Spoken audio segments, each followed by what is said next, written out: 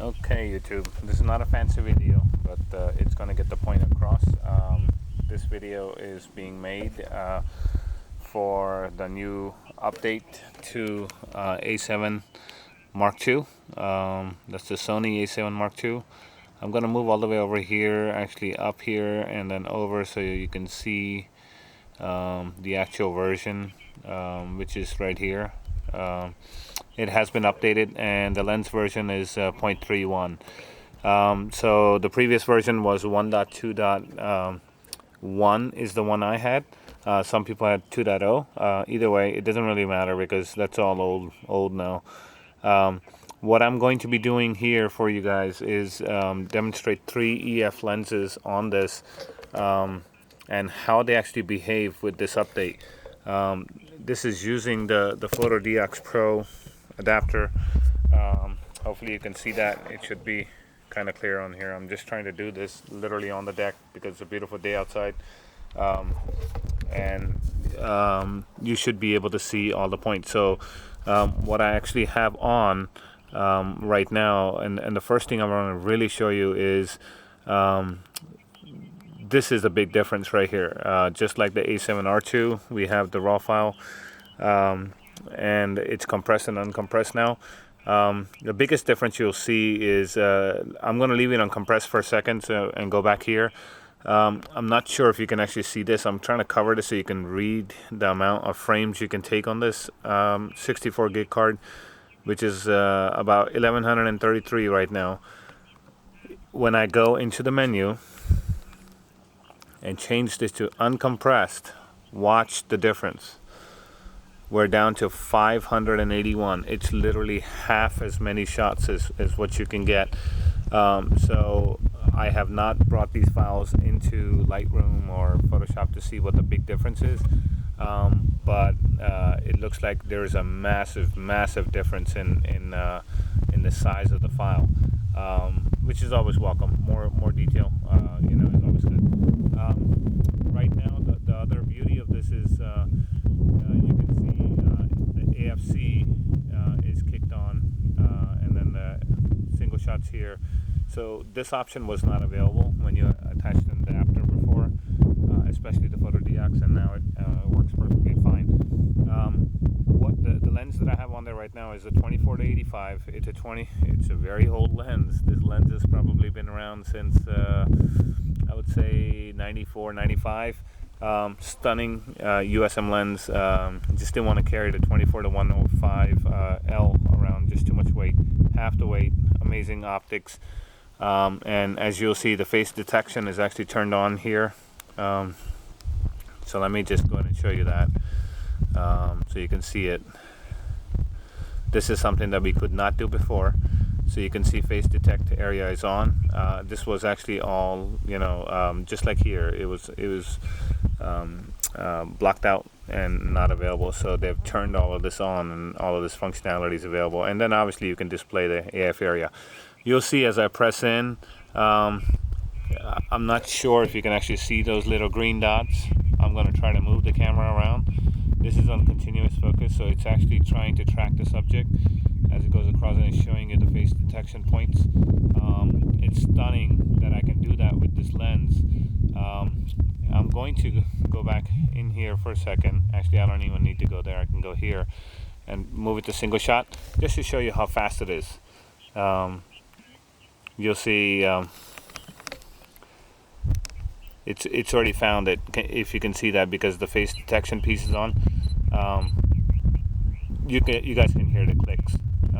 It's brutally fast compared to what it was before. It would just lag. It would just not find anything. So all of that works. I have not tried to, like I said before, to get these files into Photoshop and Lightroom to see what the massive difference is. I'm going to show you the next lens I'm going to stick on there is the 85 1.8. The biggest difference that you guys are going to see here is this particular lens actually keeps on hunting a lot more. As you can see that, it didn't do that before the update, but for some reason for this particular, I'm going to try to move it a little bit so you can see.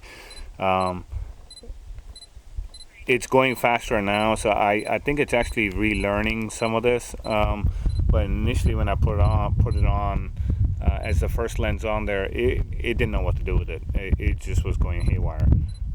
So I think these cameras have the ability to learn some of these things as the lens shows up on there a couple of times.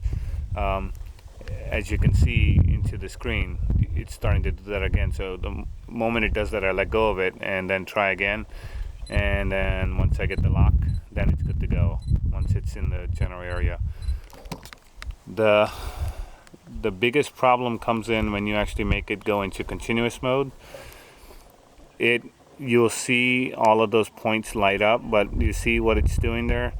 And it's actually, you know, probably more the limitation of the way the lens talks to the camera body. It has nothing to do with this update.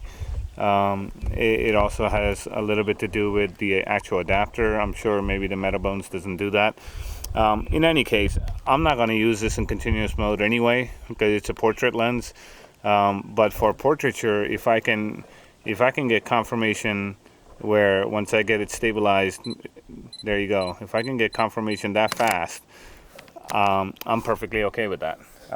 So I think it's a major step forward for Sony to do that for their A7 II owners.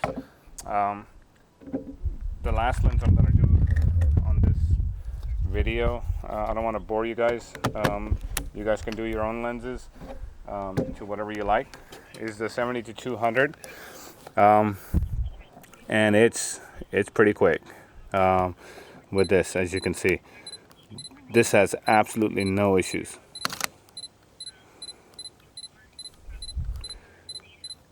It's as fast as what it would be on a Canon. And the other big difference here is even when I go to the continuous mode in this, no issues. It's locked on. It's dead on, and it's good to go, as you can see. Well, this is just too close to focus. I need something a little bit further away. As you can see, it locks on. I am going to literally hold on, and then I'm going to do a high-speed burst and then try to move it and see what the shots look like. Here you go. So as you could see, while it was doing that, it's still writing. It's writing the compressed files now, so they're pretty big, and I'm just going to go ahead and go through right here to any of these shots and zoom in.